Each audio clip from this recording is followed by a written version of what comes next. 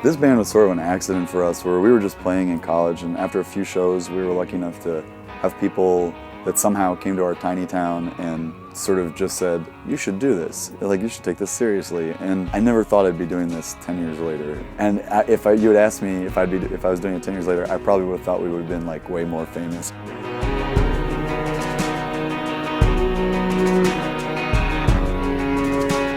It's called Good Morning Magpie. It's from a Welsh legend that we learned when we were on tour in Wales.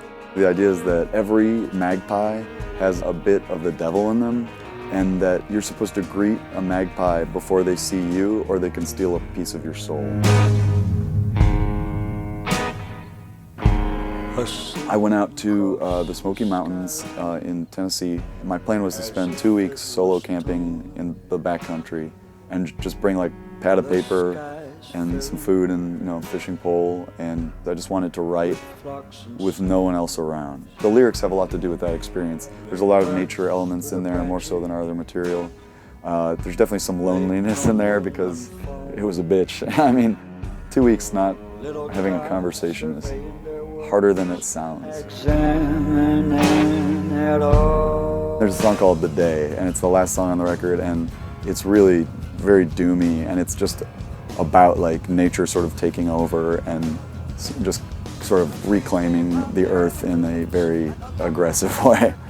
I had a scary time where I was stuck out there, and there was basically a sudden downpour, and I was 10 miles from my camp. I was just on a trail, and it started pouring, and the trail started flooding and turning into like a mudslide, and the wind was just bending the trees, practically sideways, like 45 degrees. And the branches were just crashing down from 100 feet up, giant branches, just boom, boom.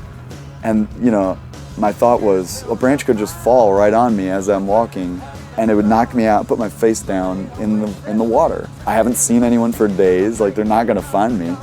And that was kind of a pivotal moment, because I realized that point where it was just kind of like, well, if I die today, fuck it. Like, just, what can you do?